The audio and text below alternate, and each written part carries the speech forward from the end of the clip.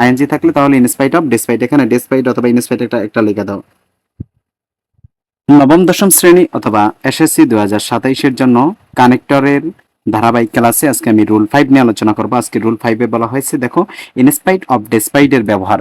আমরা আজকে in spite of despite এর ব্যবহার শিখব। কোথায় গ্যাপ থাকলে ইনস্পাইট অফ ডেসপাইট বসবে? সেন্টেন্সের প্রথমে, মনে রাখবা সেন্টেন্সের প্রথমে গ্যাপ থাকলে সেখানে ইনস্পাইট অফ ডেসপাইট বসবে। এখন প্রথমে গ্যাপ থাকার পর কি কি থাকলে তুমি ইনস্পাইট অফ ডেসপাইট বসাবা?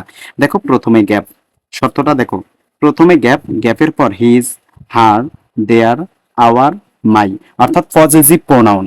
যদি পজেসিভ গ্যাপের পর পর পজেসিভ প্রোনাউন থাকে, কানেক্টরে গ্যাপের পর পর যদি পজেসিভ প্রোনাউন অর্থাৎ হিজ, হার, দেয়ার, আওয়ার, মাই এগুলো যদি থাকে, অথবা ভার্ব প্লাস আইএনজি থাকে, অথবা সর্বপ্রথমে ভার্ব প্লাস আইএনজি থাকে, তাহলে তুমি কি করবা? ওই থাকলে উক্ত গ্যাপে ইনস্পাইট অফ ডেসপাইট বসাবা। কথা ভালো করে বোঝার চেষ্টা করো। তুমি কখন ইনস্পাইট অফ ডেসপাইট বসাবা?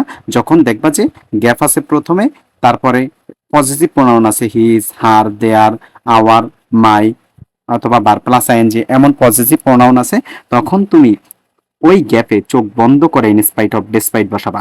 দেখো এখানে প্রথমে গ্যাপ আছে, তারপরে এই যে দেখো হিজ আছে, এই যে হিজ, দেখো এই যে আমার লিস্টে হিজ আছে না, এই যে his, gap his having vast well, he is unhappy. So এখানে যেহেতু হিজ আছে, এই যে হিজ, তার মানে আমরা কি করতে পারি? ইনস্পাইট অফ ডেসপাইট বসাইতে পারি। তাহলে আমরা লিখি in spite, in spite of, in spite of. কেন ইনস্পাইট অফ হয়েছে? এই যে গ্যাপের পরপরই কি আছে? His, his, her, their, our, my, এগুলোর যে কোনো একটা থাকলে সেখানে কি বসাবা? অর্থাৎ পজিটিভ প্রোনাউন থাকলে সেখানে কি কি করবা? ইনস্পাইট অফ ডেসপাইট যে কোনো একটা বসাইলে হবে। এবার দেখো তারপর একটা গ্যাপ বিং, বিং লেট, এখানে বিং দেখো ভার্বের সাথে কি আছে? আইএনজি আছে। বি ভার্ব, বির সাথে কি আছে? আইএনজি আছে। Being let he finished, finished the work properly. এখানে তার মানে আমরা কি করতে পারি? বিং আছে, আইএনজি আছে, আইএনজি থাকলে তাহলে ইনস্পাইট অফ ডেসপাইট, এখানে ডেসপাইট অথবা ইনস্পাইট একটা লিখে দাও।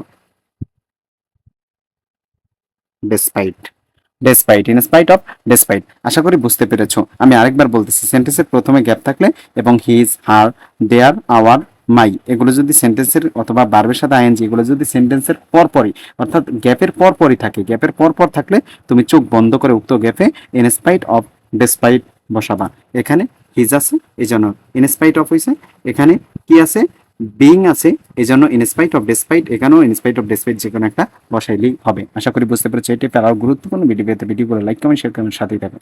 রুল 6 এ বলা হয়েছে আইদার ডট ডট অর, অর্থাৎ যদি আইদার থাকে সেখানে তুমি পরবর্তী গ্যাপে অর বসাবা, অথবা অর থাকলে পরবর্তীতে প্রথমে আইদার বসাবা। নেইদার ডট ডট নর, যদি নর থাকে তুমি নাইদার বসাবা, আবার নাইদার থাকলে পরে গ্যাপ থাকলে সেখানে নর বসাবা। আবার নট ওয়ানলি থাকলে সেখানে পরের গ্যাপে বাট অলসো বসাবা, বাট অলসো থাকলে প্রথম গ্যাপে নট ওয়ানলি বসাবা। আশা করি বুঝতে পেরেছো। এগুলো বিপরীতে হবে। এখন দেখো আই লাইক নট ওয়ানলি, এই যে দেখো এই সেন্টেন্সটা নট ওয়ানলি আছে, নট ওয়ানলি আছে, সো দ্বিতীয় দ্বিতীয় যে গ্যাপটা থাকবে সেখানে বাট অলসো বসাবা, বাট অলসো। একটু ভালো করে বোঝার চেষ্টা করো। প্রথম গ্যাপে নট ওয়ানলি আছে মানে দ্বিতীয় গ্যাপে বাট অলসো বসবে। প্রথম গ্যাপে নট ওয়ানলি আছে মানে দ্বিতীয় গ্যাপে বাট অলসো বসবে। এবার প্রথম গ্যাপে বোথ আছে, দ্বিতীয় গ্যাপে অ্যান্ড বসবে। প্রথম গ্যাপে নেইদার আছে, দ্বিতীয় গ্যাপে নর বসবে। প্রথম গ্যাপে আইদার আছে, পরের গ্যাপে অর বসবে। এবার পরেরটা দেখো, বলা হয়েছে হি লাইকস ড্যাশ টি নর কফি, এই যে নর আছে, নর, এই যে দেখো নর আছে, নরের পূর্বেটা হয়েছে নাইদার, নাইদার তার অর্থাৎ নাইদার থাকলে সেখানে কি বসাবা? নর বসাবা। এখানে নর নর আছে, তার মানে এই গ্যাপে নাইদার বসবে। কি বসবে? নাইদার। কেন? কারণ পরবর্তী গ্যাপের পরে নাইদার আছে, নাইদার থাকলে তার আগে কি বসবে? নর বসবে, এই জন্য নর হয়েছে। এবার হি ইজ নট ওয়ানলি, এই দেখো আবারও নট ওয়ানলি, নট ওয়ানলি আছে, নট ওয়ানলি এ টিচার, তার মানে পরেরটা হবে but also, but also. Not only আছে, পরের গ্যাপে কি হবে? বাট অলসো হবে। এই টাইপের আর গুরুত্বপূর্ণ ভিডিও পেতে ভিডিওগুলো লাইক কমেন্ট শেয়ার করে আমার সাথেই থাকুন।